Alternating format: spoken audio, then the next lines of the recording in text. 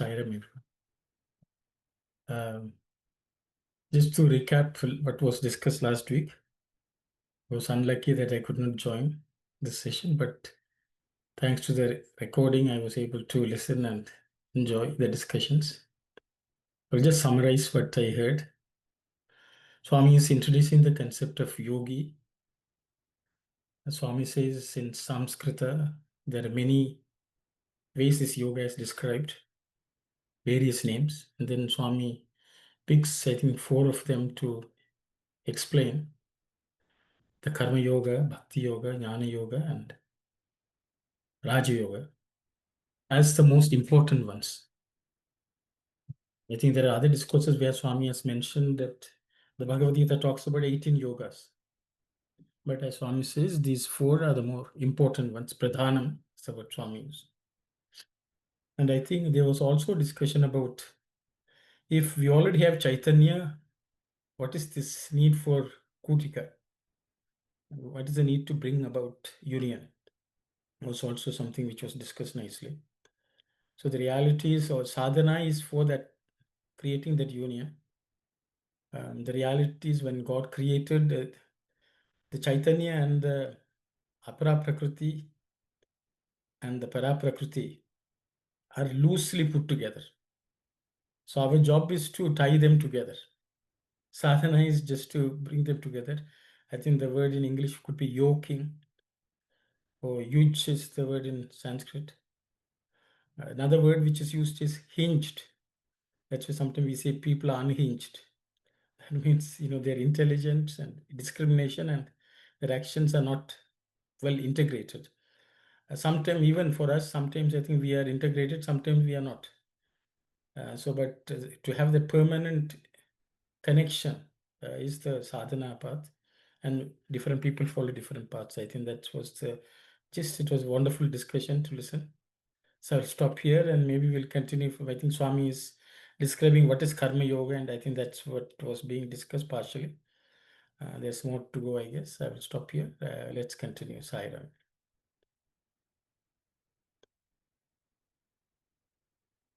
Sister Vani, can you read? Sure.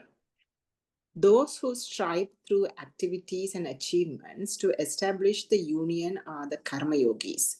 Those who follow the Prema path are the Bhakti Yogis. Those who strive to manifest their latent powers and canalize them are the Raja Yogis. Those who stick to logical analysis and rational interpretations and attain intuitive perception are the Jnana Yogis. In the Bharatiya spiritual history, these 4 types recur again and again. First, the Karma Yogi. He adopts the path of establishing union with Godhead by elevating and sublimating acts. We meet in the world many who seem to have been born just to accomplish one particular mission or project. Their intellect is not satisfied with mere imagination or planning. Their minds will be full of actual concrete achievements which they yearn to realize. For such people, a guidebook or sastra is needed to direct them along beneficial paths. Everyone in the world is seen engaged in some activity or other all the time. Yet, very few know the significance and worthwhileness of karma, or how best to realize the best results out of this inescapable trait. Hence, life is being made banal and barren. Karma Yoga teaches man the awareness of this significance and guides him along to achieve the maximum benefit out of the activity. Where, when, and how karma has to be done, how spiritual urges can reinforce strength of mind in the performance of karma, and how karma is to be taken up so that spiritual development can result. These are taught us by the Karma Yoga. Thank you very much, sister. I think, Auntie, shall we read the Telugu? I think not, the entire section was not read in Telugu. A portion of that I think I had not read. Yeah, so we can, you want me to read the whole thing? Yeah, why not? I guess it will be nice. Okay. Continuity will help, I Yeah. guess. కార్యశూరుడు కర్మయోగి, ప్రేమ మార్గానుసారి భక్తి యోగి, అంతఃశక్తి సాధకుడు రాజయోగి. So Swami says, people who are given to activity, who are experts in activity, they follow the path of karma yoga. And those who have devotion, they follow bhakti yoga. And those who are who can canalize their inner skill, inner instruments, they become Raja Yogis. And those who engage in philosophical inquiry, జ్ఞాని. they are Jnana Yogis. యోగి అను మాట ఈ 4 తరగతుల వారికి అన్వయించును. The yogi, the title of yogi is something which fits all these categories. భారతీయ పరమార్థమున ఈ 4 విధముల యోగులు ప్రధానులు. In the supreme principle of Bharatiyas, these 4 are important ones, so main ones. మొదటి కర్మయోగము, కర్ణాచరము ద్వారా భగవంతునితో కూడు మార్గము. So the first one is Karma Yoga. Through the practice of activity, merging with the Lord. లోకమున ఏదో ఒక కార్యాచరణము కొరకే జన్మించినట్లు వారిని ఎందరినో మనము చూచుచుండుము. We see many people who seem to be born for a particular purpose, working on for a particular purpose. వారి బుద్ధి భావక్షేత్రమున నిలవనే నిలవదు. Their intelligence, their discriminative faculty is incapable of being firmly entrenched in the field of emotions. ప్రత్యక్ష రూపమున చూడదగిన కార్యకలాపమే వారి మనస్సునందు అంతయు ఆక్రమించుకొని ఉండును. Only that which can be directly perceived, those are the only ones who completely engross their mind. అట్టి వారి జీవితములకు ఉపకరించు శాస్త్రము కూడా ఒకటి ఉండవలను కదా. Shouldn't there be some shastra which is needed for them to guide them in their path? లోకమున మానవులందరూ ఏదో ఒక కర్మను ఆచరించుచునే ఉందురు. In this world, we find people are engaged in some activity or other continuously at all times. కానీ కర్మ రహస్యం ఎరుగక మన తత్వములను చాలా వరకు వ్యర్థపరచుకొనుచుచుండము.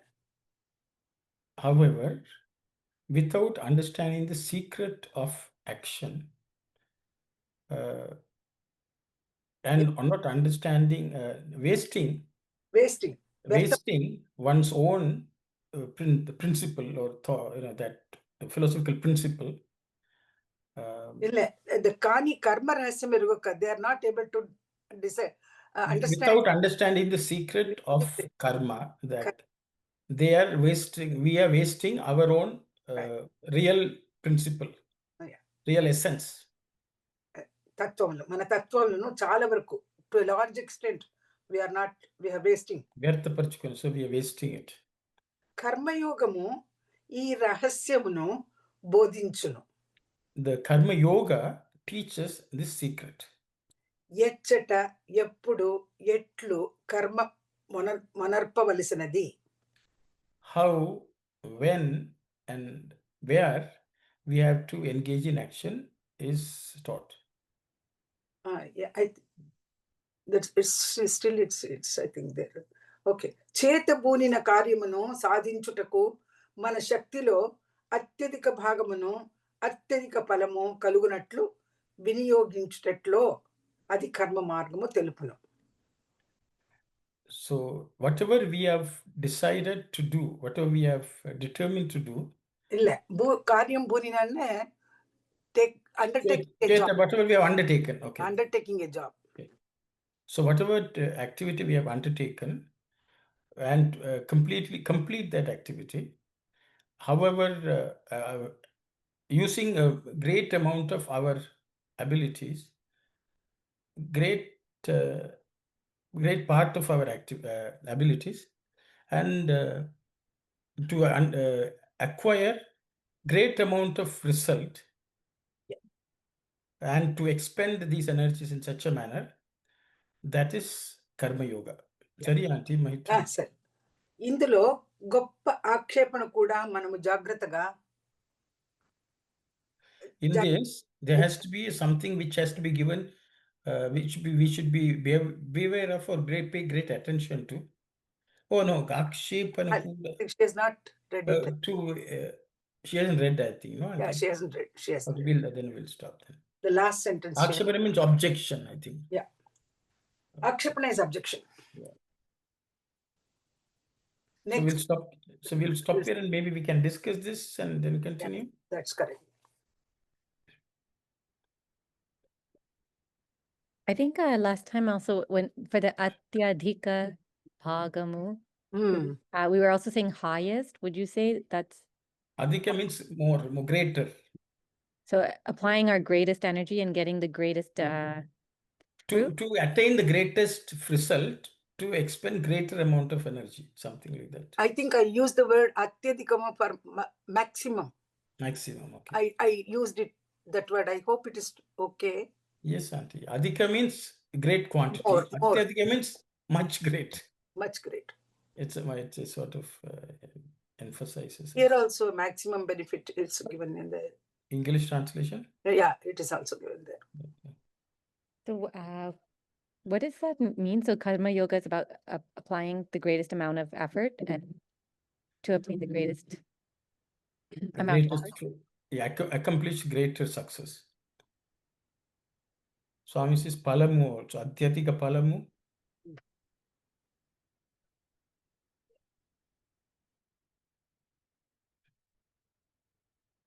Shaktilo, Mana Shaktilo. So Sai Ram, Sister Vani, please go ahead. Sai Ram, brother. So in the not last week, the week before, we read that there, the karma, bhakti, and jnana, we should be equally inclined to balance and harmony. Here now we are reading about, karma yogi and karma yoga path is itself can lead to union with God. So how do we reconcile between those two things? Can I say? Yes, auntie, please go ahead. Sister Vani, it's, first of all, Swami is trying to explain one by one. Karma yoga, then he goes to bhakti yoga, then he goes to raja yoga, and then jnana yoga. Gradually he is taking, but now he is explaining about what is karma yoga. Okay. So, okay. Thanks. I think the question she's asking is, if we have to have equal amount, and then Swami is only talking about karma, so how are the other two pieces present in this? I think is sister's question, it's my understanding. So she's asking, if everyone has to have equal amount, doesn't the karma yogi have bhakti and jnana is the question from Sister Vani. That's the way I understood. Yes, brother. Because we read, we need to have equal inclination towards all three. But now it says we can still lead to Godhead by just karma yoga. So your question is, aren't the devotion and jnana essential? I think that's the question. Yes. Without that, can the karma yogi reach union? So that's the question. So anyone who would like to comment on that? Sai Ram, am I audible? Yes, sir. Yeah, you said it was ideal will be if we can follow all three or all four in equal measure. If it is done like that, then the world will be an ideal world with full of cooperation, and it will be a very, very good heaven-like world. But practically, it is not there. That Baba agreed there. And also, brother said about the three-wheeler now. So, if one karma yogi, so front wheel will be karma, and the other yogas are the back wheel, like that. Depending on the person, one will be the first priority. But Baba said the all-rounder, if everybody is all-rounder, the world would not have any problem, issue, and ideal world. But he didn't. Baba didn't say that it is good everybody could follow equally all the 4 yogas, but in practically it is not like that. That's what we studied already. I think a brother can enlighten. Okay, thank you, Saira. Thank you very much, brother. Thank you. Anyone else would have something to say? Yes, Sister Aruna. Sairam, brother. I think we have learned before in regards to the Karma Yoga, Jnana Yoga, Bhakti Yoga, because even if you are doing karma, if you don't know, if you are not doing with Bhakti, or if you don't know why you are doing with the Jnana, then that karma will not take you anywhere.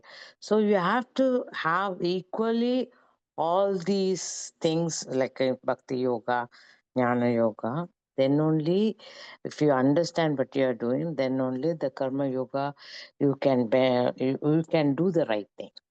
That's how that's how we were learned before too. That's just I thought to share it. Thank you, Saira. Silence, sister. Thank you. Anyone else would like to add?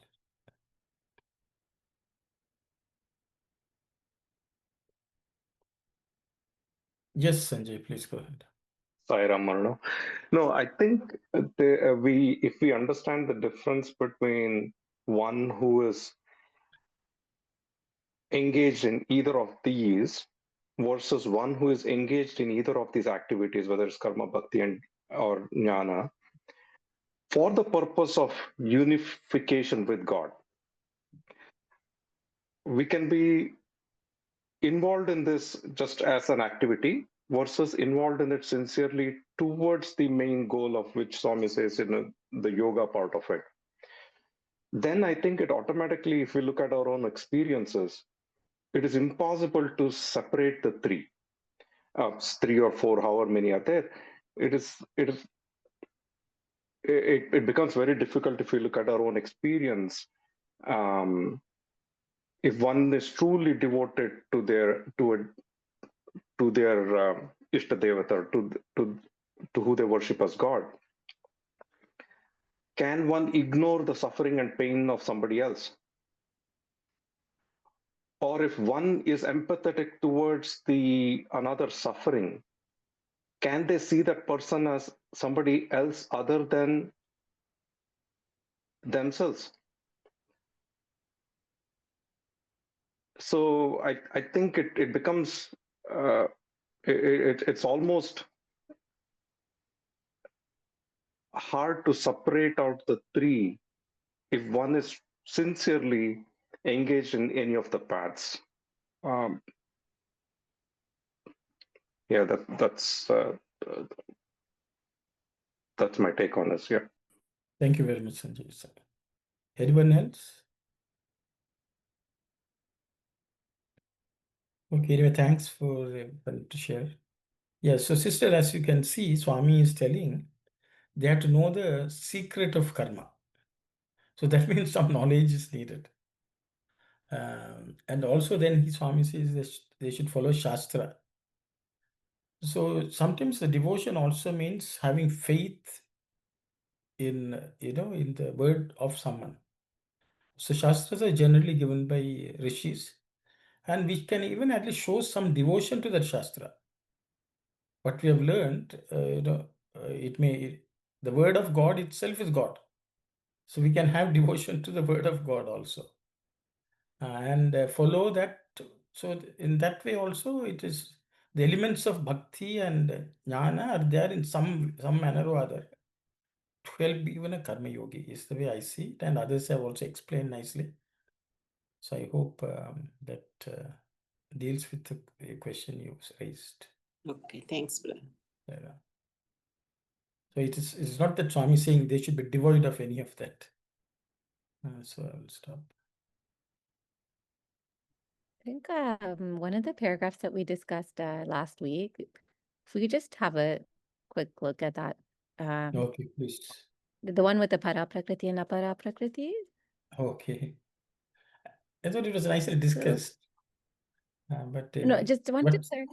Like, just to clarify, so is Swami saying, because Swami talks about the karya shururu, and then he describes how that person achieves union with humans and with human society, and he unites his higher nature and lower nature, and then he goes on to say the devotee of love attains union with himself and God, who is full of love. So are those two different endpoints, like that the bhakta reaches versus the karma yogi reaches? Or are they the same, described in different words? I think it was nicely discussed. So the karma yogi is all, see, prakriti. So there itself, the Swami has used the word kri. That means whatever happens.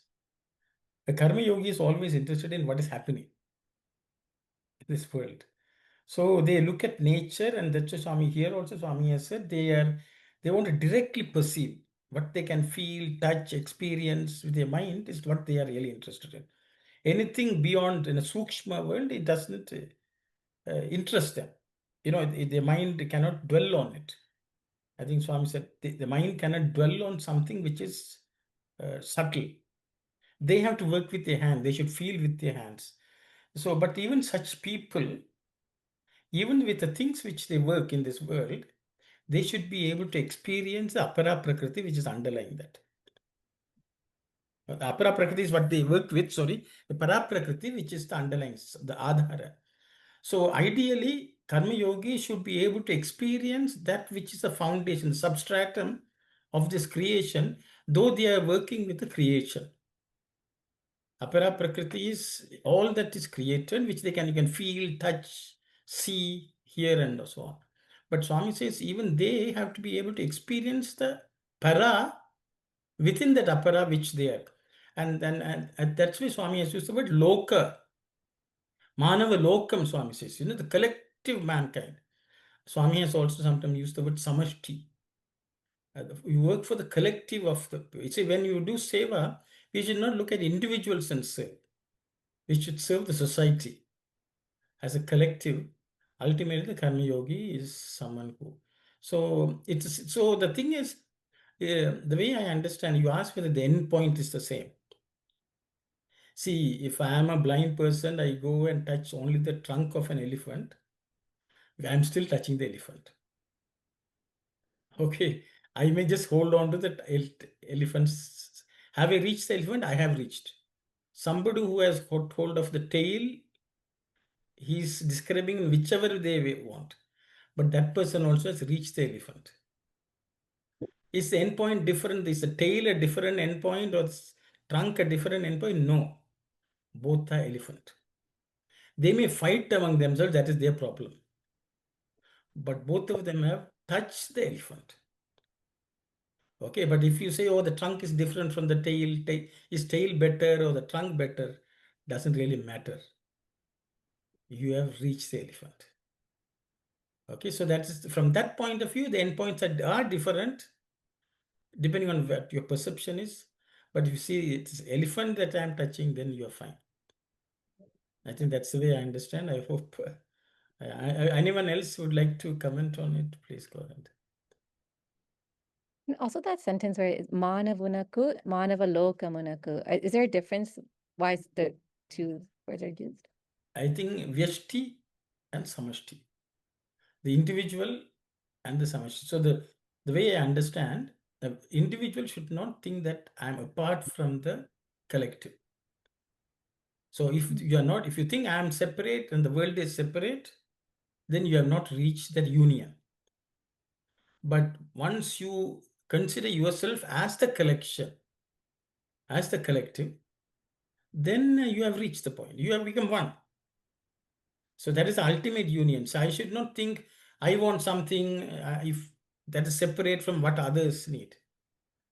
Then we are not joined. So that's the way I understand. But Swami says if you consider yourself as an integral part of the entire society and function like that, you have almost touched the Lord. But I think that's my understanding. Others can, I don't know, last week it was discussed, I guess, to a great extent, so I will open it up for others to comment as well.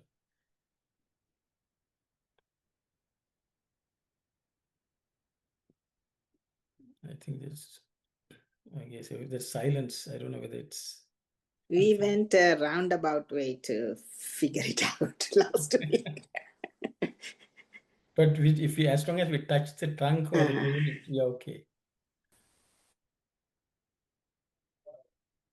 So everything is the same. Ultimately, but someone sees it as all activity. That's why Swami uses the words also, the goal also in the same term. Prakriti.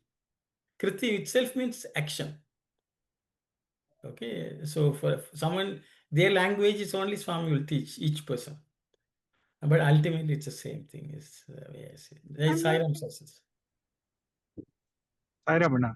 I was just going to say that, like what you said, I think essentially the Satchidananda is what they essence, though the Rupa and Nama through which they essence that might be slightly different. So ultimately, like you said, the elephant part of what each of them finally get to realize will be the Satchidanandam or Astivati Priyam. But the Rupa and Nama variation is something that shows that they are still, it looks as multiplicity, but essentially it is essencing the unity within. Just wanted to add to that. I don't. Thank you very much, sir.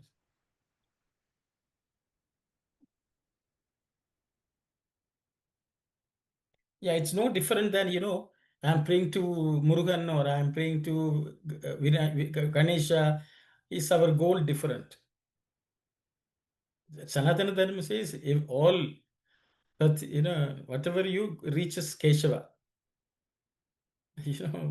Whoever you worship, pray to, it reaches. You use abuse also, that also reaches Keshava. Keshavam prati gacchati. Sarvadeva namaskaram. All the namaskaras reaches Keshava.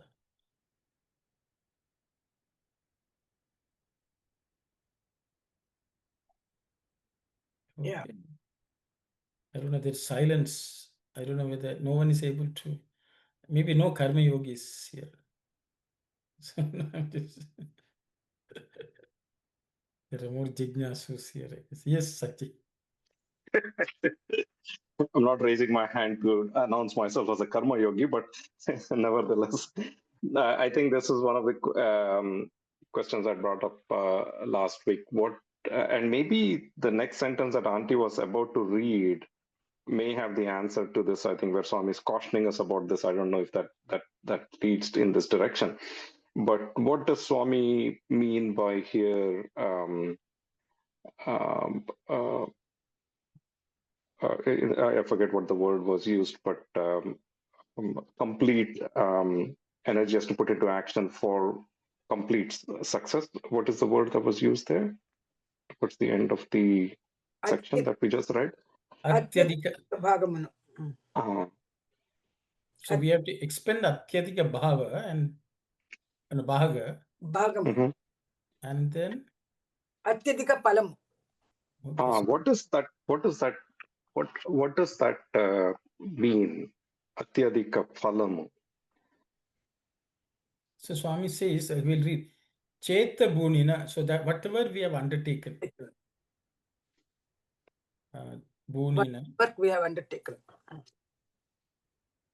Karyamunu Sadhinchutaku, to accomplish that, achieve that, Mana Shaktilo Atyadika Bhagamunu.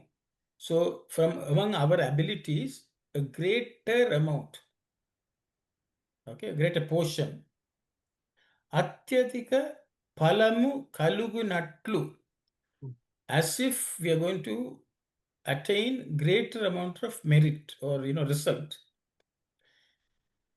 Viniyoginchuta. Viniyoginchutetlo adi karma yogamu telpuno. So Swami says karma yogam will teach us how to expend it. How to use maximum effort to get the maximum benefit. Yeah. That's what I feel. Thank you. Correct. And not only achieving and accomplishing things, but it can be viniyogichinatlu. Those the phalam that you get has to be equally distributed. Yeah, that way also, yes. Vinyoginchu etlo means how to do that. Okay. Karma yoga is telling us Going that to teach us. this is the way how it should be done. Okay.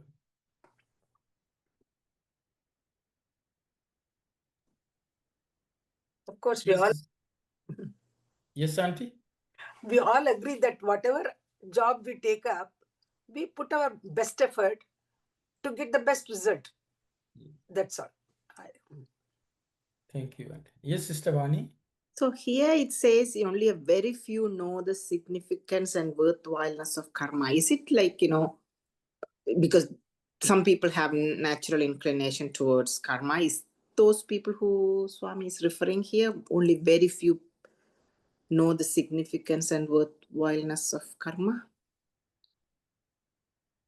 Or is it the interpretation in English is not correct?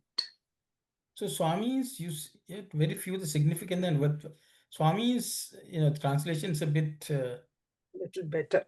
little not so good. But in the Telugu what Swami says, Lokamuna మానవులందరూ ఏదో ఒక కర్మమును ఆచరించునే ఉండురు. Means everyone is doing something, engaged in some activity or other. కానీ but కర్మ రహస్య మెరుగక, without knowing the secret of karma, మన తత్వములను, that's our own principles, చాలా వరకు, to a great extent, వ్యర్థపరచుకొను చుందుము. That means we are wasting quite a bit of it to a great extent. That's all Swami is saying, sister. So I will stop there. But the English translation is not there in Telugu. Okay, yeah, because it's kind of very odd to have very few know about that, right? So Yeah, Swami didn't say the word very few is not Swami, not used by. okay, Swami said collectively said we are wasting. okay. Thank Mana you. tattvamulu chundumu. We are doing it. That's the way Swami has put. Swami has not said only few people. No, that kind of thing is not there in Telugu. What is Swami meaning by tattva? Like you will waste your tattva? See, the way I understand is our tattva is divinity. We are divine. That's our Atma Tattva. The principle of divinity, which is our own self, that is being wasted. I mean, say waste because it's supposed to be like avyaya. So Pardon? like it's supposed to be, you're not supposed to be able to waste away. I guess like in what sense are we wasting it? వ్యర్థపరచుకున్నారు. It's వ్యర్థపరచుకున్నారు. So I think, Auntie, because we are avyaya, so how can Atma waste itself? I think that's Kalyana's question. కార్య రహస్యం ఎరుగక మన తత్వములను, maybe our it's not tattva here principle, it is maybe something different. Essence, Auntie, essence we can say. Yeah. Our essence, Yeah. Without knowing the secret of karma yoga, కర్మ యోగం ఈ రహస్యమును బోధించును. ఆ రహస్యం మెరుగుక మన తత్వములను చాలా వరకు వ్యర్థపరుచుకొనుచుందుము. Without knowing the secret of the karma yoga, we are wasting our maybe energy. Can we say that? So I would say that I think the way Swami is saying is, if we engage in activity without realizing that I am that you are God, Tattvam, you are God, that is ignored by us. I think Kalyani, Vyartham and Vyaya is slightly different. Time waste is life waste. Time doesn't waste itself, but we can waste time. Okay, so that means we are not paying attention to the tattva. I think that also answers Question. Sister Vani's question. Where is jnana in this? Jnana is that you should realize that you are that. Swami would say when you do seva, you should think that you are serving yourself. You're not serving somebody else, or you are serving God. That is a tattvam which we can experience through the rahasya of karma. So if you don't do that, even your activity becomes a wasted effort. Because, see, there is this karma is supposed to be for chitta shuddhi. Okay, if you're engaging in activity which is not leading to chitta shuddhi, that activity is a wasted effort. That's it. That effort is wasted. Not you are not wasted. That The effort is. opportunity has been wasted. And the English translation, life is being made banal and barren. Okay, yes. That means he's saying that you are not you are not achieving your own fruits. You are unable to experience your true self. Yes, Sairam Sanjay. Yeah. Sairam, would you mind reading that that Atyadika Palamu, that statement again, please? Yeah. Okay. We're going to read it Atyadika times. No, this previous discussion just gave me some insight into it. I just want to read and hear that again, please. Okay, very good. చేతబోనిన కార్యమును సాధించుటకు మన శక్తిలో అత్యధిక భాగమును అత్యధిక ఫలము కలుగునట్లు వినియోగించుటెట్లో అది కర్మయోగము తెలుపును. So in the go ahead or no, go ahead. Oh, sorry. No. Here's the translation, please. Sorry. So Karma Yoga teaches us how to attain a great amount of results by expending greater amount of our ability and skills. How it should be done, how it should be how it should be done or expended, that is being taught by Karma Yoga. So in this, so now I'm understanding it this way, based on what was just now discussed. And it's making a lot more sense because I was struggling with that Atyadika Phalamu in the context of all of Karma Yoga that is, Swami talks about in the Bhagavad Gita. And I am understanding it now to mean the purpose of Karma Yoga, which is the realizing of the Tattva, the underlying, the unification, or as you said, the yoking of the Para and Apara Shakti. That is the success. Atyadika Phalamu that is a success, not the success of the activity itself. Not a worldly success. Or not even let's say I'm performing an activity to achieve something. And here, if I'm understanding correctly, Swami is not referring to the accomplishment of the the physical activity itself. Let us say I want to build a house. It's not the building of the house or the completion of the house being the success, Atyadika Phalamu, whereas the getting closer to one's real nature through that activity is the Atyadika Phalamu. Is that a better way to understand it? Yes, Sanjay, very much. Because I think one of the challenges is we don't even know that should be the fruit. We don't even have the knowledge. That's the ultimate goal, and that's the best which can be achieved. Yes, that's what I was struggling with in reconciling the two two things that we have, and this makes sense. Actually, I think there are many philosophers, saints who have said the greatest service you can do is to realize yourself. Okay. The greatest service anyone can do is to realize oneself. Yes, Sai Satish. For Atyadika, we have Ati and Adhikam, right? So, what will it, if you were to go into an inner realm of that word for the meaning? So, Adhikam itself is an excess. So, like what Sanjay Anna was saying, will Atyadikam go for something that is beyond what this Iha has to offer, and that is where it becomes the para. Yes, very, very nicely put, Sai Satish.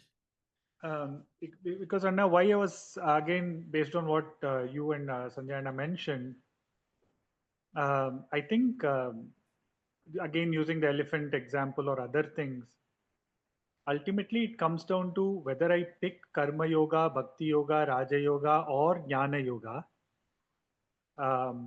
Every time, if I were to take Karma Yoga for example, no doubt I'm doing the Karma Yoga with the dexterity of my limbs or organs, but my mind is filled with, or my heart is filled with bhakti, and the mind is transcending and staying at the level of buddhi where it is clearly able to stay in the realm of jnana. So though again the same way the auto thing itself, which comes back to answering that yes, the, the the front wheel part of the drive is governed by karma, but essentially it is all the three moving hand in hand. So um, in the broadest sense, because they are essencing the elephant as the elephant, because when they get there and they touch the elephant, nobody is now able to come back and say, oh, this is how it is. They essence it in its entirety, and that becomes the atyadikam. Even as they start by saying that it is karma yoga or it is one of these yogas, but as they start doing their effort in that yoga, automatically the blossoming of the personality in all the dimensions happens, and they essence the atyadikam. So just wanted to add that, Sarah. Very nice. Yeah, so the what transcends the trunk is the elephant. See, Atyadika means you can't go beyond Purna. That Purna is the complete. Okay, Yes, so yes. so the real Atyadika is only Purna, Paripurna. Yes, Sairam Brother Sivadas. No, please explain what Sai Sadish said. Okay, what Sai Satish said. Sai Satish, you want to try again? No, you better brother said because second person. Okay, No? so what Sai Satish is saying is, we go and touch the trunk. So we touch the whole trunk. That means it's adhika, full and more than what we can touch. But atyadhika means that which transcends the trunk. What that transcends the trunk is the entire elephant. So the thing is, we will only think, our limited understanding is only that something what we have achieved. It's like, I want to reach Ganesha. But the Ganesha is a limited form of the Parabrahman. So once you go and attain Ganesha, how do we transcend an all-encompassing Ganesha we touch? That is Brahman, Parabrahman. So the word Atyadhika means that which transcends even the greatest amount of our achievement. That what that transcends is the Parabrahman, God, that fullness. How that can be achieved is being taught by Karma Yoga. Because the Karma Yogi may not understand that there is much beyond what he expects to achieve. But Karma Yoga will teach that person how he can achieve something which he has himself not anticipated. And that's a secret which Karma Yoga teaches, is what Sai Satish was trying to explain. I hope, Sai Satish, I don't know whether I said something different, but I tried to paraphrase. Yes, And thank you. That's good. Yeah, that's okay. That's good. Yeah, that's good. Correct. Correct. Thank you. Sairam. So how would you then describe the Adhyatika effort that we have to put in? What is the Atyadhika effort? I think Karma Yoga we have to study. Others, if anyone understands something, what is that effort which is Atyadhika? Sairam, we discussed this, and even sister said that the hall and the thought, word, and deed, everything together, put together at that particular karma, heart and soul must be there. That is a maximum effort that we can do. No, not half-hearted and like that. I think. Thank you, Saira. I feel it is wholehearted effort. Wholehearted effort, as brother said, put forth the best, whatever is in you, with soul and heart both. Because usually day-to-day life we can see that is not done. No, Yes. we can see that it is not done usually. Usually the people not put the entire effort there. Usually, yeah, maybe due to the weakness, certain weakness in them, they cannot entirely devote on that particular project. Thank you, sir. Sairam Sai Satish. I was just going to, for the Atyadika effort, I was just trying to take inspiration from the squirrel that did its work for building the bridge.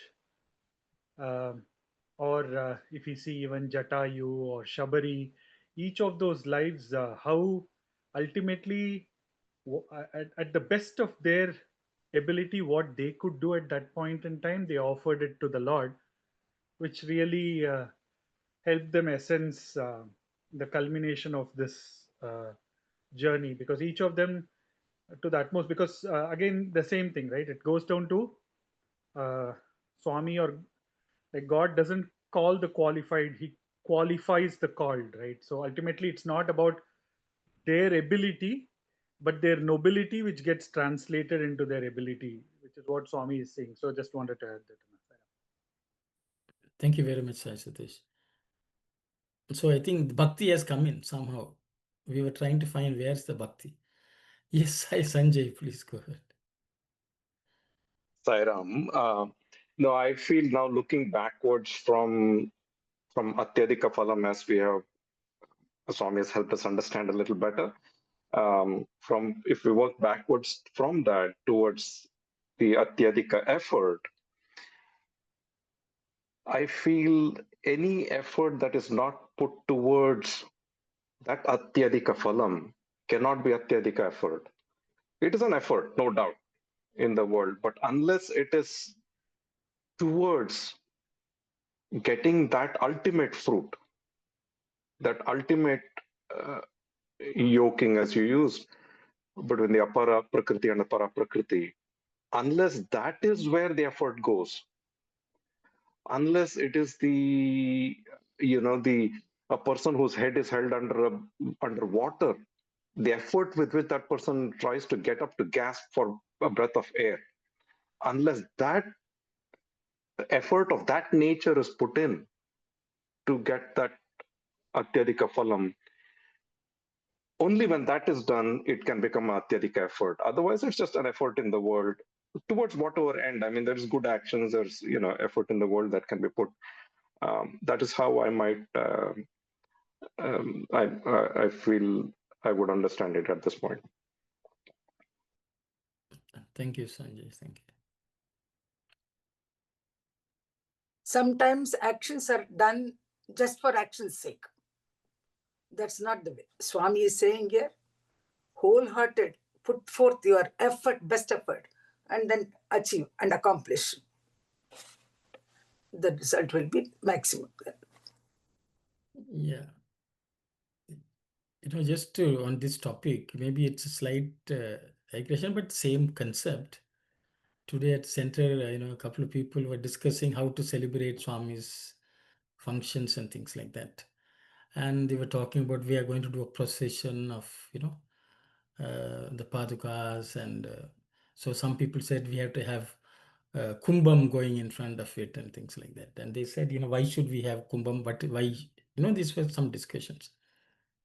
But, so generally, so I try to explain based on my limited knowledge that when the Lord comes, when he's invited, you have to, greet him with a kumbha, which is called Purna Kumbha. That means complete. So anyone who is coming, the person is received with the Purna Kumbha. That means not half-hearted, wholehearted. The Kumbha is supposed to be Purna. It should be full to signify how we receive the Lord with the kumbham, and he take the Lord with wholeheartedly inside. This is the essence of that. It is not okay who is walking with the kumbham. It's, that's the way sometimes we think about it. But Sanatana Dharma, everything is included to show that our heart should be filled wholeheartedly. This kumbham is for all auspicious occasions. We have the kumbham, which is considered Purna Kumbham. That means it's complete. So our heart also should be so complete in every action we do, when we receive the Lord, when we make the Lord sit, when we do puja, always our heart should be full. And this is taught by the Shastras, how we should do this. So I thought I will just... Another interpretation is when we offer Purna Kumbham, we said na karmana na prajaya dhane na tyage neke amritattva manushu tyage nekena, the sacrifice which you have done. When we receive the holy people, the sacrifice what they have done for the sake of the welfare of the whole humanity, that we are owing to you, not with na karmana na prajaya. It is not achieved. That tyaga is the only thing which you have done, O Lord. That is that we are offering our Purna Kumbham to you. That is the another interpretation which I have heard. Sairam. So it should be complete, wholehearted sacrifice. Yeah, The wholehearted activity itself should be such. sacrifice. A wholehearted sacrifice. Yeah. Atyadika effort and Hatyadika phala. Yes, Sister Vani. Sairam, brother. So in Gita Vahini, Swami says Adhyatma. It's the same as that what we are discussing. Adhyatma. No, it's different. So Adhyatmika sadhana, that's what you are referring to. Yeah, The spiritual. great effort, it says, following that Adhyatmam, it cannot be known without great effort. Arun, it's Maybe different. Okay, sorry. Arun. Yes. Adhyatma is spiritual, no? Yes. Spiritual effort. Oh. See, there the word that the word is Sister Adi. Okay. Adi Bhautika, Adi Daivika, Adhyatmika. Okay. Whereas here is Atita. Atita. Okay. Ati means greater, Okay. which transcends, that. Okay. Sairam. Sairam Sai Satish. I was just going to add to what you and Auntie were saying about that Purna Kumbham, which also what is the greatest sacrifice is the complete sacrifice of that small eye. Yeah. Which is that, again, today's discourse also, Swami mentions about the Navaveda Bhakti culminating in Atmanivedanam. So that way, I think when it goes to that part, there is no trace of the small I left. It's only the capital I. And with that feeling that it is the capital I that is doing everything, we invite or invoke Swami's presence. So it's literally no trace of any pond, river, or all of that. It's just the ocean inviting the ocean, kind of. So it's like that like what you were saying, paripurnam, right? It's a totality. And all of that, just by carrying that, if it comes to one's mind, I think it anything that we do, it becomes a symbolic representation of capturing that. So it aids in that connectivity. Okay. So just to clarify, so Atyadhika Shakti that Swami's talking about. So it's not that like at the end of each day we should be so worn out by the amount of work we do. Like no, it just wanted to clarify that. So it's not like we have to push ourselves so hard that we, like expect burn ourselves out. Yes. It was more about like us having the focus on the ultimate goal and doing every action with that. And it's an increase in quality and not quantity. Okay. I think in nobility or something like that, Sai Satish mentioned, it's the quality should be overflowing, not the quantity. The quantity can burn you out, but the quality will fill you. I think it's like difference.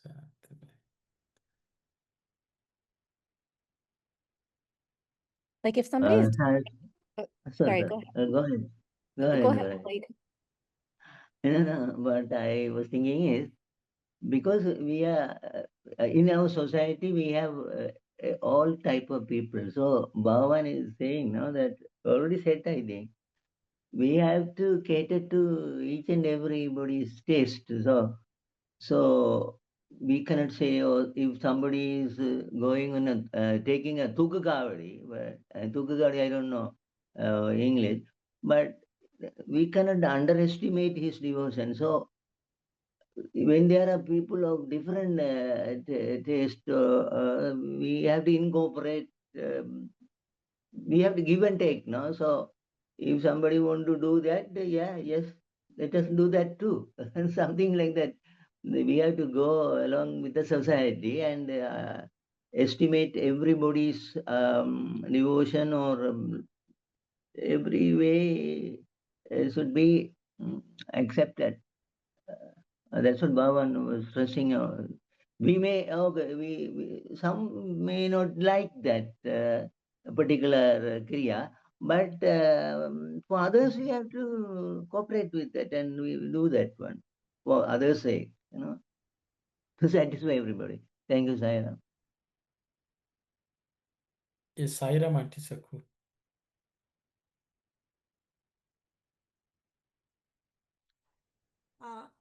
This is the the question that now he was talking about. The karma, the action has to be noble. That means it's not for one personal benefit, it's for the whole community or whole society. So this is my question. I had the same question when the particular religious rituals, are they being done for the self-benefit or the benefit of the community? The general practice I'm talking. Or is this only for the aspirants, this topic, this is applied? Okay, thank you very much, Auntie. You're So, welcome. so Auntie's question is can every action be taken as a yoga? And should we embrace it? Or is there a difference between individual sadhana, or one can worry about one's own progress, and can it be considered yoga?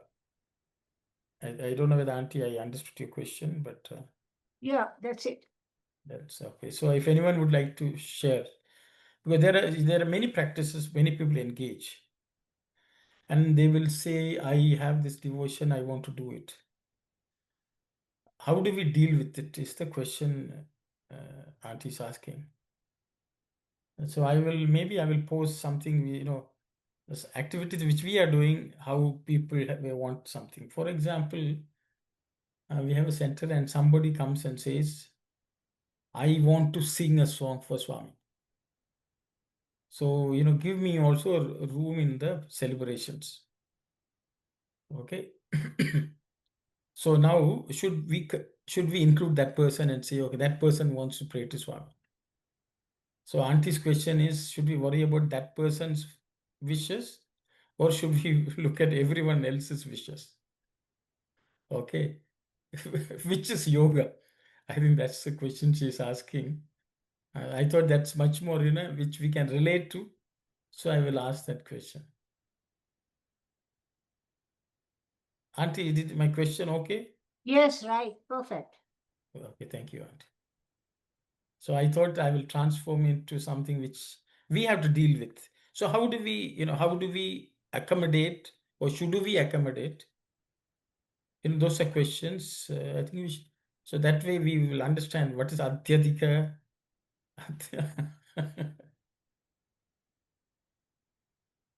If it's too, yes, Sairam Sanjay.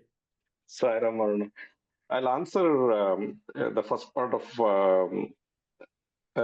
Auntie's question, which I took it to mean is most of the sadhana done for the individual benefit or for the society's benefit? not answer, I would say, I'd make a comment on it.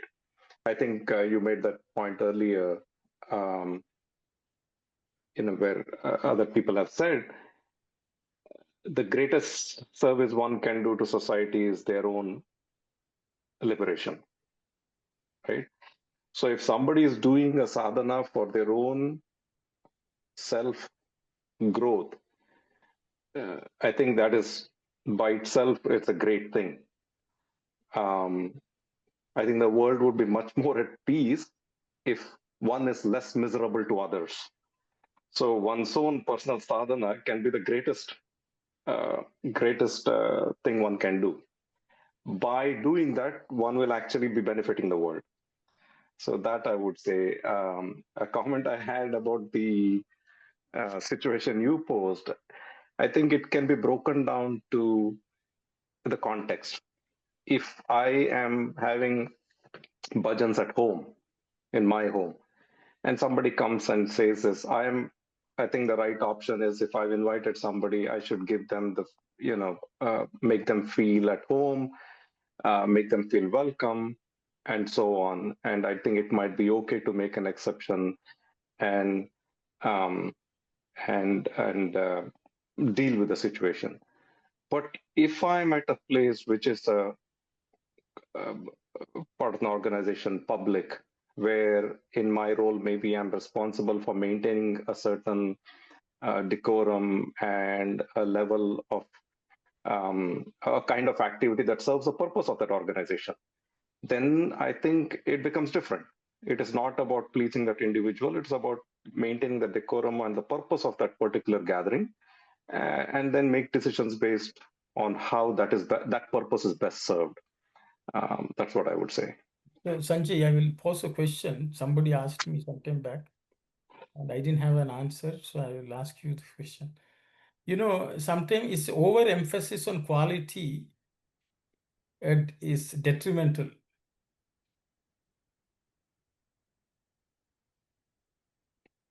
Sanjay is lost. No, that's because I also don't have an answer. I think it is very, very, it's very contextual. It's not one rule applies to all situations. I mean, it depends on the membership, the nature of the members in a center. If more people are disturbed by a certain decision, then that has to be taken into account. So I don't know if I could answer it by saying this is a golden rule to use. So I don't have an answer. Yes. Sai Ram. Sai Ram. This is about one of Baba's student, and he's a lecturer in Baba's institute. He was narrating that they were alone, Baba and himself alone. He wanted to sing a bhajan. Baba said, you can't sing. Then Baba, this boy's name I have forgotten, he said, I can't sing, but I have Baba, I have devotion. You have to give me a chance. Then he held Baba's hand and he begged him. And Baba allowed him to sing. And this boy was singing from his heart. Baba too, his tears were running down his cheek. So here, this boy doesn't have any musical background, any singing practice, but he has been singing, yearning to sing this song to Baba. And Baba allowed, and both of them merged in that vibration. I'm just letting you know. We can't put just barriers for so many things. We don't know. Only Baba could do. Okay, Sai Ram, Auntie. He's a lecturer, I can't remember his name. Gopal Chidambaram's hand is up. Sai Ram. In a center, we have rules and regulations to follow. And we also have a consensus. If there's somebody who wants to speak or somebody wants to sing, if he has the talent to do it, and if everybody agree, then it's possible. But if the person has a high ego, that is a different story. Then the organization has to decide what is the right thing to do. So, yeah, some people might say, Baba told me to come and sing here, but we don't have any evidence of that. You know, so Swami has given the powers for each organization. Thank you. Sairam. Yes, Sai Satish, please go ahead. Sorry, I mean, just attempting. So,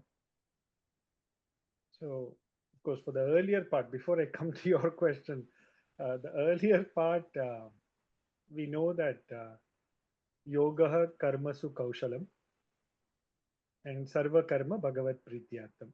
So, every action that we do, we should attain as much as possible the perfection, at least strive for perfection.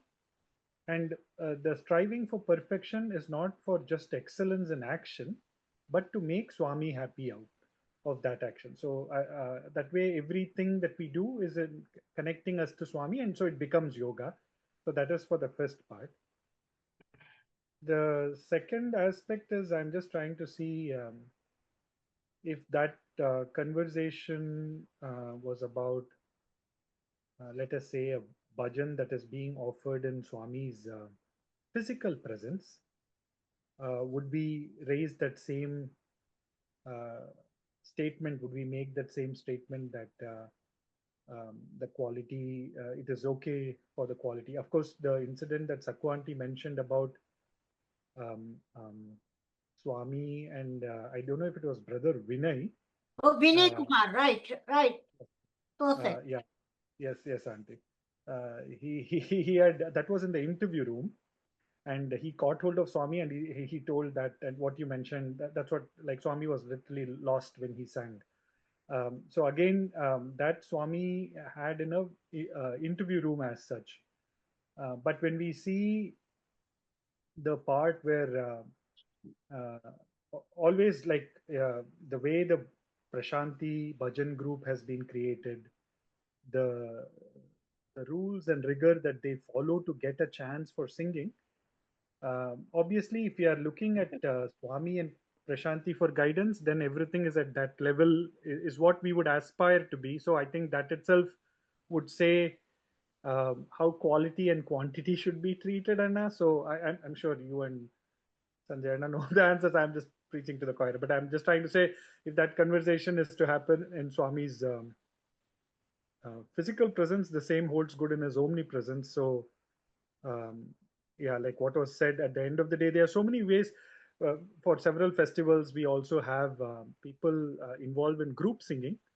And so that opportunity of singing for Swami is collectively there when songs are being offered. And anyway, this is in addition to just telling people that they are following bhajans. But over time, how much of that effort or how much of that sadhana has been happening at their end would also tell in the long run how it gets answered. But I will pause here, Saira. Thank you, Sai Satish. So, Auntie Saku, you know, it's Yeah, Vinay. I agree with Isa this, because in the centers and in Bhuvan Hall, bhajans, there are certain regulations everybody have to follow.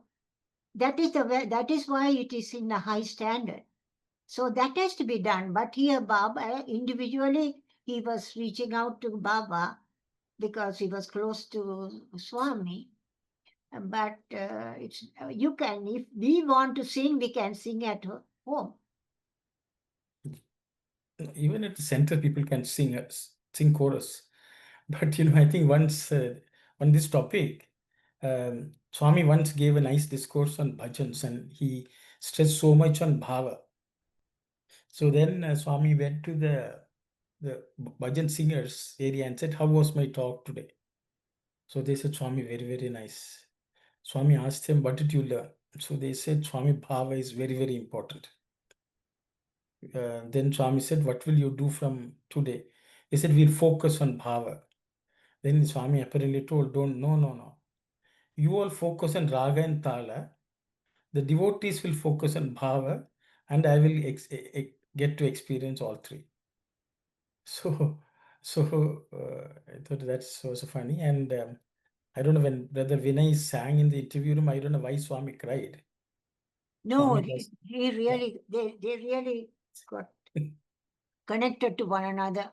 It okay, was, cried. Okay, very nice. So I Yes, see higher Swami. not personal, but for the understanding everybody, Vinay Kumar is not a student, Yes, but yes. yeah, but Baba's very closest no, he was a mother. student.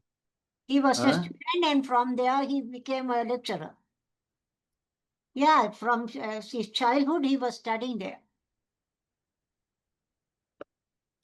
So I the don't know Vinay, which Vinay Kumar you are saying, but this Vinay Kumar, he's an ex-boy of Swami's to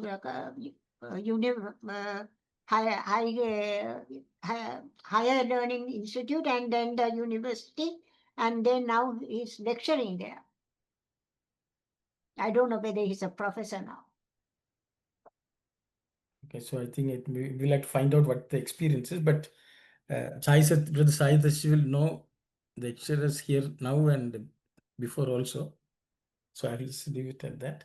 Yeah, so but I think Swami individually will accept any devotees. And one Wow. discourse, Swami is saying whenever people are happy, they sing. People Yeah. who have good voice will sing in public.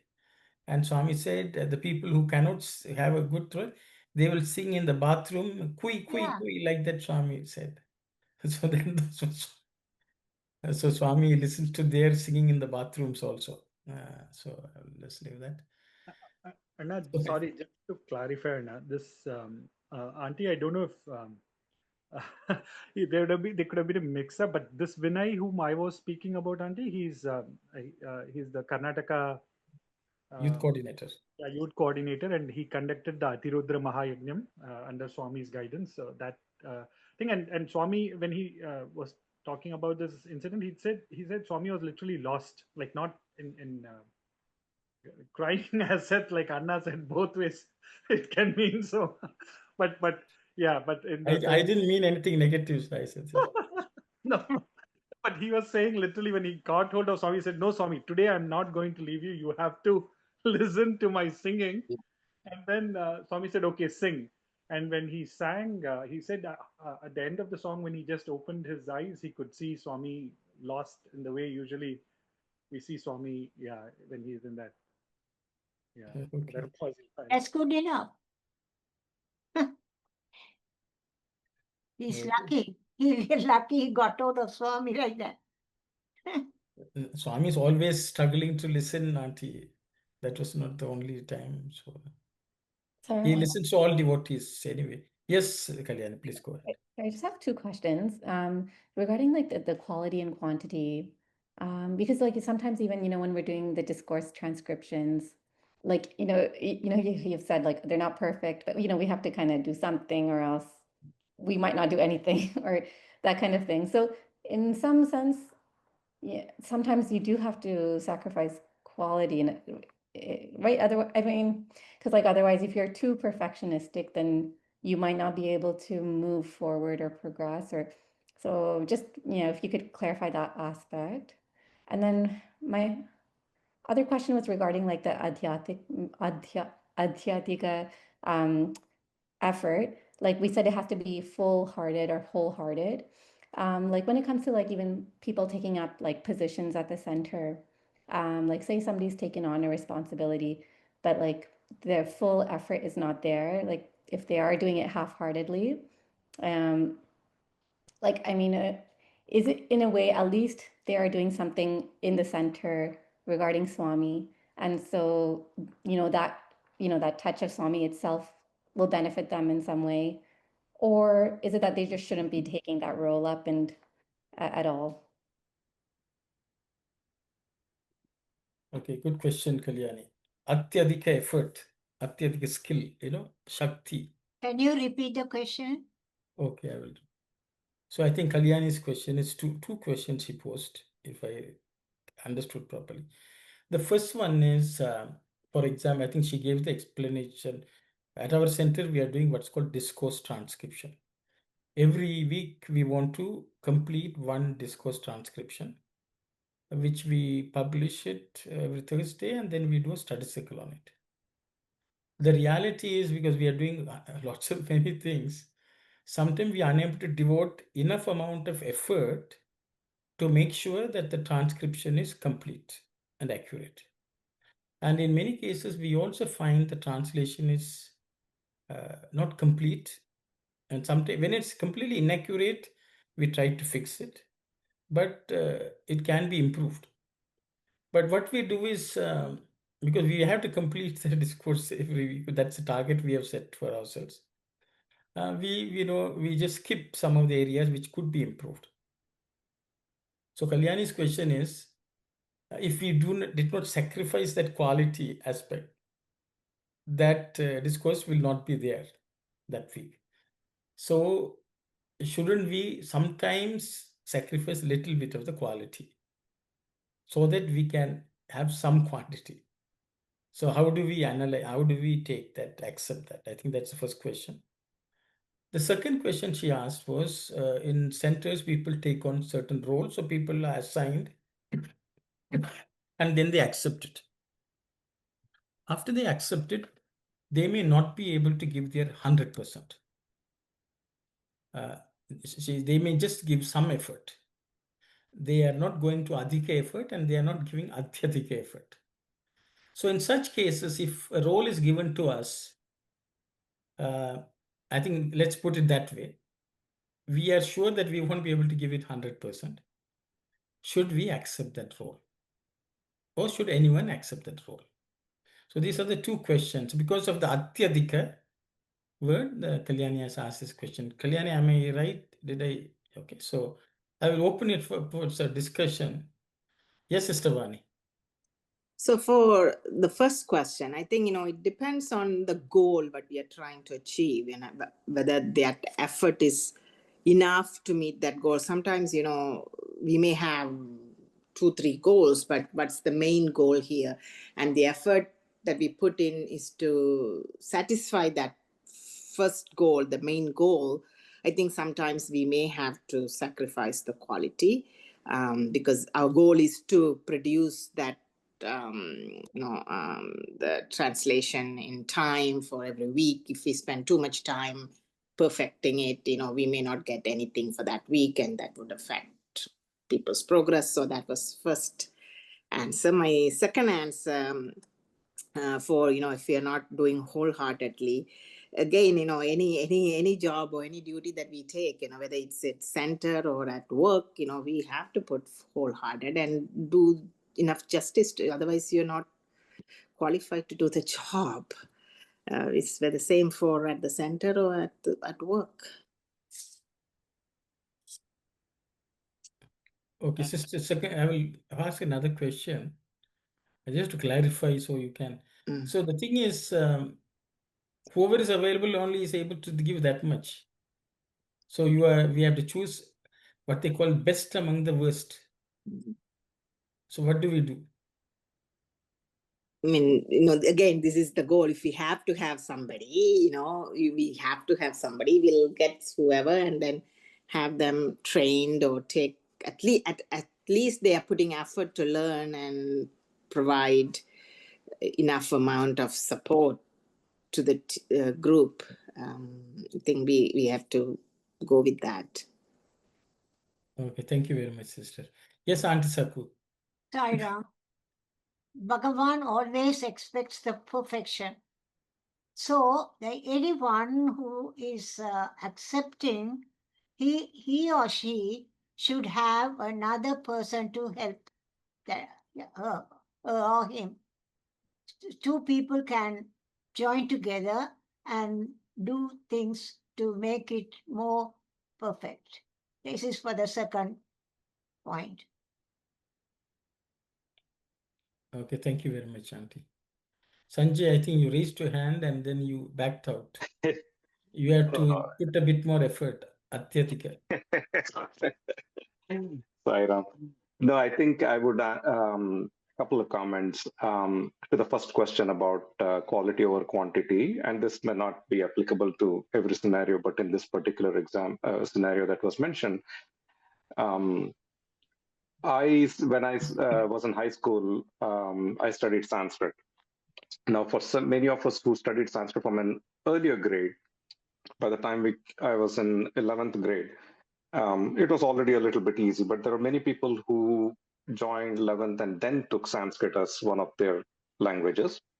And we had a lecturer, a very well accomplished and phenomenal teacher.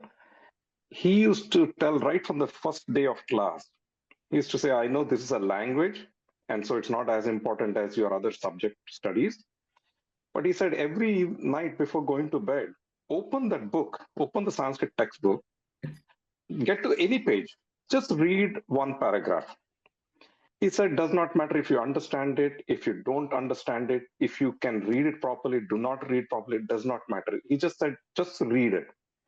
And the reason he asked us to do this was, he said at the end, when you are finished focusing on all your other subjects, whether it's physics, chemistry, economics, or whatever, and then you have the language exam coming up, you open the book for the very first time, it should not seem like Greek and Latin to you. You should be a little bit familiar with that. And I would use that example to understand the situation. Yes, while quality is extremely important, but in the process of doing this, one gets better at this activity and efficient at this activity, because of which the very quantity can help contribute to an improving quality.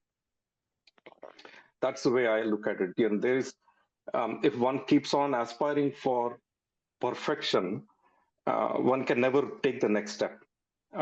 It takes a while. So I think I would take solace in the fact that the very energies that are focused towards the activity will bring about, by Swami's grace, the perfection and the quality of the work that is done. That is one thing I would say. And regarding the other comment that was made, I think you broke down the question into a two-part. One is, should we take up the position or should others take up the position? Right? The answer to the first question is a little bit easier because we know what we should do or what we should not do, or how we can rise up to the occasion and fulfill that obligation. Whether others are doing or not is a different question. Now, on the other hand, a good way to look at it is the moment you find they are lacking in something, that means that's an opportunity that we can fill in. Why does it become only the responsibility of that particular person who's taken on that role to do everything? Maybe they do not have the skill strength, but they have the commitment and dedication, they may not have the skill strength. But can we look at it as an opportunity that rest of us can jump in to do? Let's say, for example, there's a bhajan coordinator who's not able to arrange the bhajans every week, but is doing a lot of other things, maybe preparing study circle material. Can somebody else who has time to prepare the bhajans for the week take care of that? That's how I would look at it. But I think the effort comes from, we can only focus on our own effort. And when it comes to other people's effort, there are opportunities. I would stop with that. Thank you very much, Sanjay. Anyone else want to say? I think sometimes people put their hands up and then they back off. Sorry. Yes, Sister Aruna. Please I go know, ahead. brother. I know this is Global Ahanda Bhajan also approaching soon.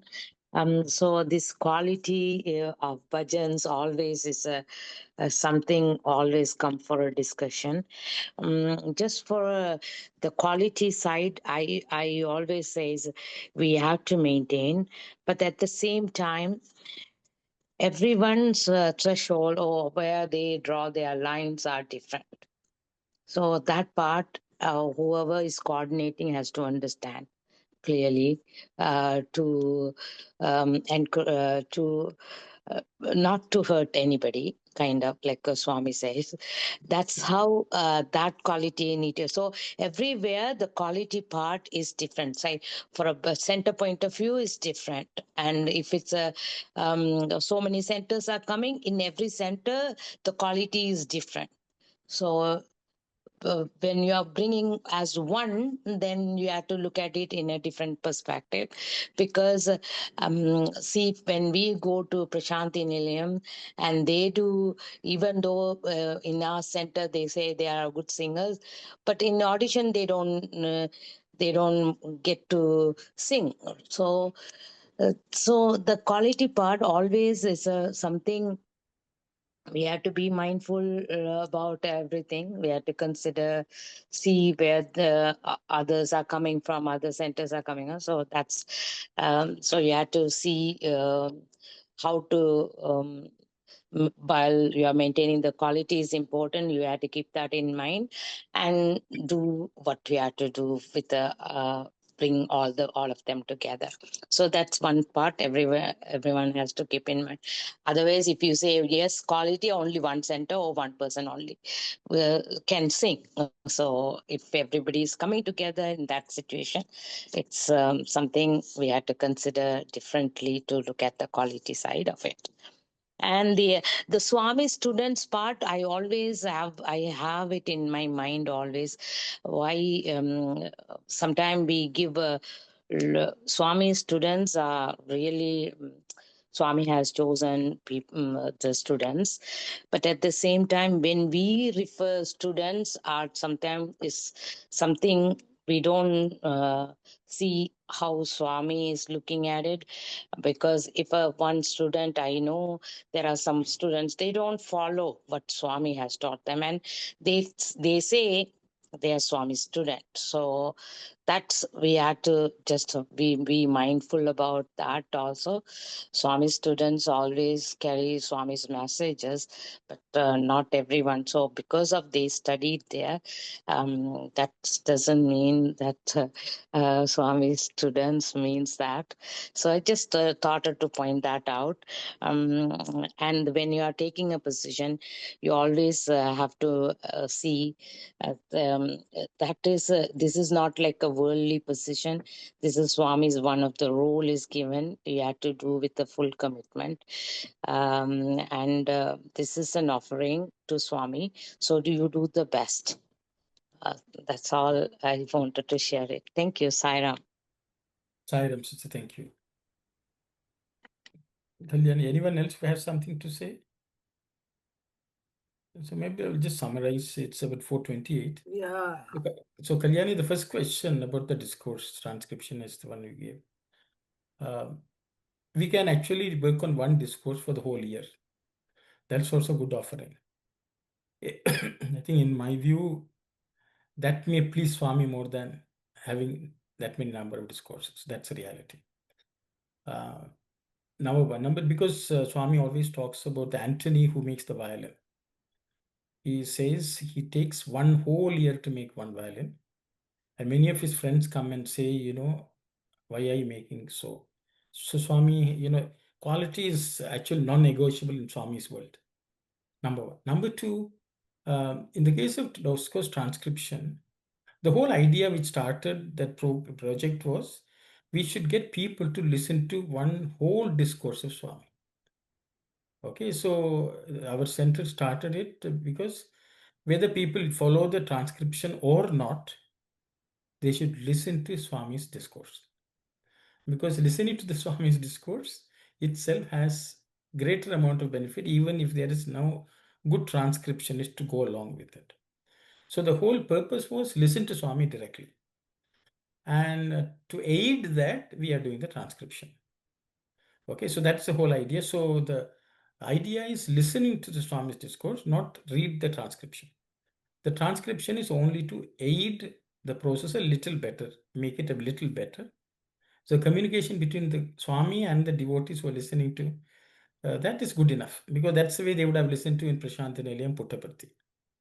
The transcription effort is actually given to some youth who have taken up. It's a great opportunity for them to pay great attention to the discourse and listen. And the reality is, whoever has been transcribing, after almost nearly 7-8 months, they are now very good in Telugu. That they understand Swami's Telugu very well, which was not the case. So the thing is, there is progress being made. So the thing is, actually, we should understand any activity we do has to have something which supersedes everything else. And in the case of distress transcription, that is what it is. Okay, whereas, for example, we are spending so much time discussing Swamis, we could have finished the Vahini, We can, every week, we will do 1 chapter, we can do that. But we are not doing that because we want to study it as well as possible, listen to Swami's words in original Telugu. So the whole idea is, have we completely studied what Swami is? No, not necessarily. But we are putting adhyatika effort to do that. We are not rushing through. So I think we should understand, if there is a great amount of benefit, I think that's good enough. Perfection, we are not like Anthony making violin. And the second thing is, we talked about, individual sadhana.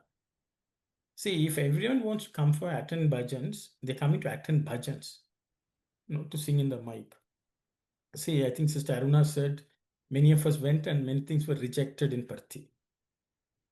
See, they rejected in Parthi and we again go back to the same state, then there is something wrong. Why did Swami bring us to Parthi and why they were rejected means to tell us you have not put in the effort.